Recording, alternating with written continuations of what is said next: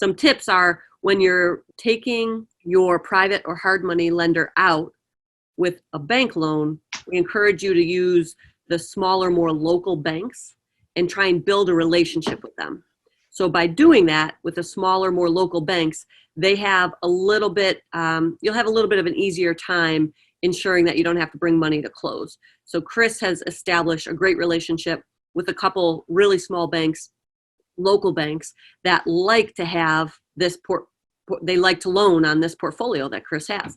And same with me, right? Different bank because I'm in Ohio, but I establish a good relationship with that local bank, and it's very easy to do that. I think you possibly may run into some other issues if you're going with, a larger institution.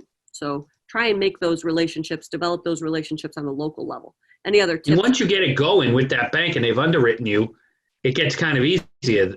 The first time around, if you're complicated, you got, 3 or 4 rehabs in motion, you got 3 or 4 rentals.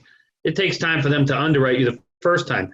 But once underwriting's already seen everything, you just update your P&L more or less, and it goes pretty smooth. Like the situation we have now and Kim has is they've kind of already vetted us financially. So now it's just the property. Does the numbers work in their little guidelines?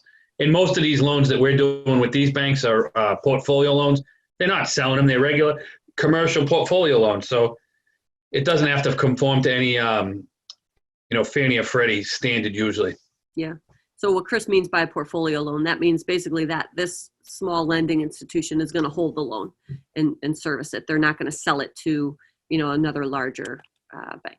But I can't stress enough to everyone on this call, you should really focus in like if you're younger and you don't have kids, buy a 3-family your first purchase. Do it. Oh, yeah. Do it a couple times, as a matter of fact, before you buy a single family house. Because once you have a wife and kids or a husband and kids, you're not probably talking them into living in the second floor of a 3-family. Yeah, so right, exactly. Why don't you talk a little bit about the benefit there, right? So if you're buying it and you're going to be one of the tenants, so to speak, you're living in your own rental property, what's the huge advantage there? If I could do it all over again, I'd do that like 10 years in a row, and I'd have 10 multifamilies, all 1 to 4 families, 1 to 4, so 3 or 4, bought for 3% down. That's what I would do. I would just do that until they say you can't do it anymore.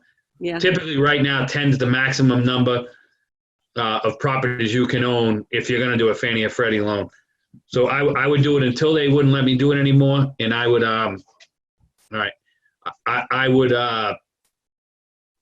would just keep moving every year, buy a 3-family, 3% down, buy a 3-family for $300,000, put $9,000 down, $2,000 a month, next one. Buy a 3-family, put 3% down, $9,000, make $2,000 a month, move on. Now I'm making $4,000 a month, and now buy another one and live there for a year, move on. Now I'm making $6,000 a month, and I would do that until you do that as long as you can. Yeah, right. That's what I have my kids do. Yeah, exactly. So the benefit there, I think everybody's probably catching on to it, and what we're getting at is, if you live in the property, then you can get a loan with just 3% down. Versus if it's an investment property that you're not going to live in, and it's a 3-family and you're renting out all 3 units, the bank's going to want to see you put in, say, 25% down, something like that. So that's the difference there. When it's your own primary residence, you can put much less down and still make it a good deal. Obviously, the numbers have to work, right? Maybe on another call, Chris, we can talk a little bit about how we analyze these properties that we end up buying and holding. So we can talk about that. Google GRM. Yeah, gross rent multiplier. We could get into that at some point too. Yeah. But we're very passionate about this, probably more than we are at flipping houses at this point. Yeah. Because Kim and I have flipped a lot of houses, and we like to share our knowledge now. But I think personally, we get more excited when we find something we can hold, because we just know how powerful that is. Yeah. I know it excites me more. I find something I can hold, I'm all about it. Yeah, I agree 100%.